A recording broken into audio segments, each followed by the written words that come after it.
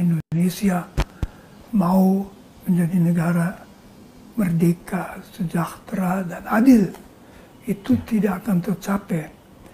Jadi perkembangan pertambahan korupsi itu saya anggap mengancam masa depan Indonesia.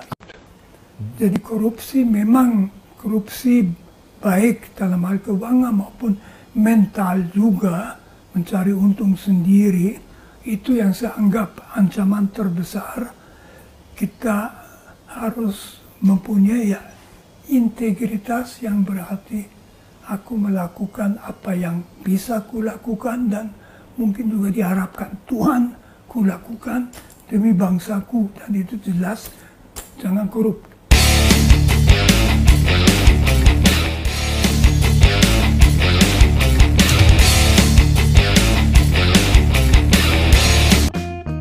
RUU Perampasan Aset adalah undang-undang yang mengatur tentang pengambil alihan penguasaan dan kepemilikan aset tindak pidana bermotif ekonomi seperti korupsi dan narkotika berdasarkan putusan pengadilan.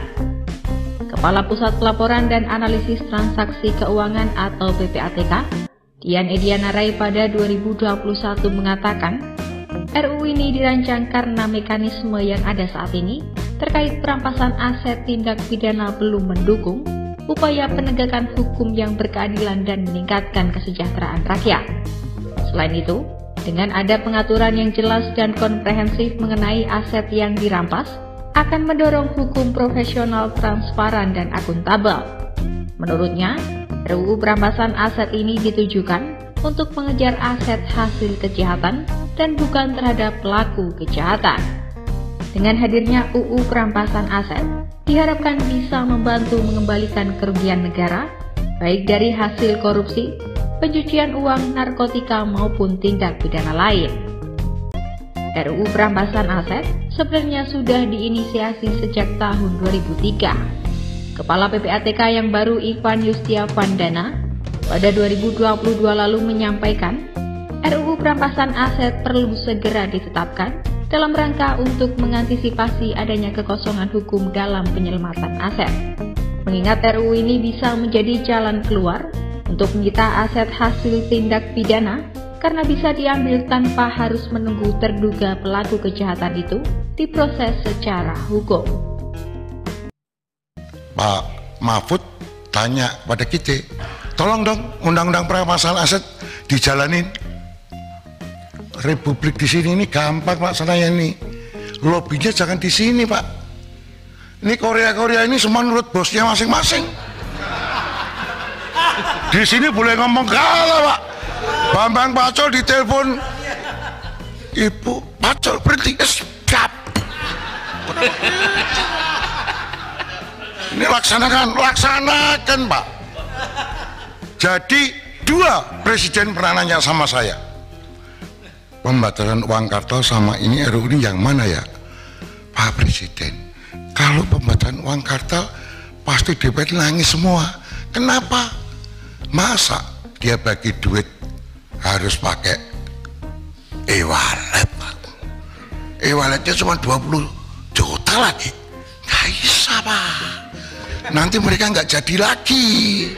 Oh iya. Loh, saya terang-terangan ini gitu loh. Mungkin perampasan aset bisa, tapi harus bicara dengan para ketum partai dulu. Kalau di sini nggak bisa. Teori saya. Jadi permintaan jenengan langsung saya jawab. Bambang Pacul siap kalau diperintah.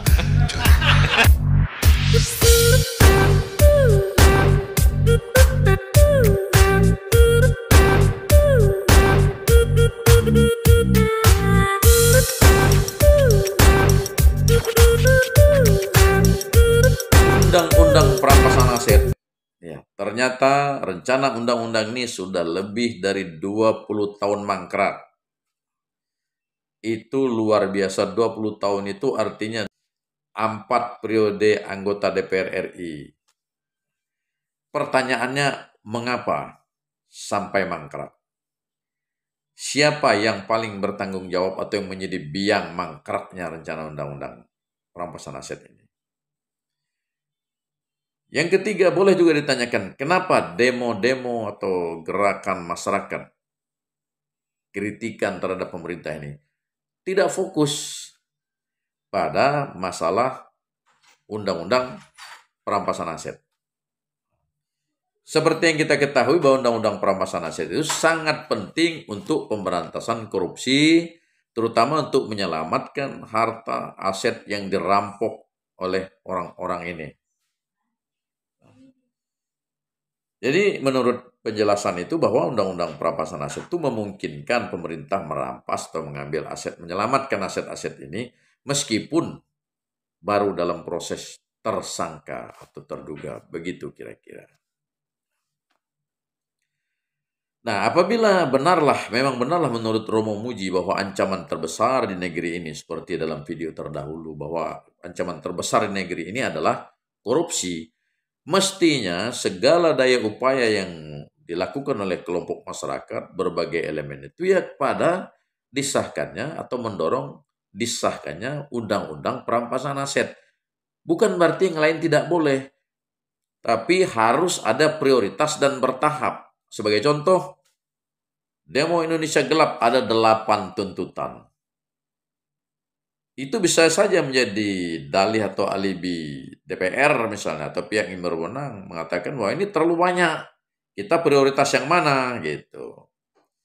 Nah, jadi sebaiknya semua elemen itu sekali lagi apabila sepakat bahwa korupsi adalah masalah yang atau menjadi ancaman terbesar di negeri ini, mestinya segala bentuk kritik, demo dan segala macam itu mendorong percepatan pelaksanaan rencana undang-undang perampasan aset. Bagaimana menurut saudara-saudara?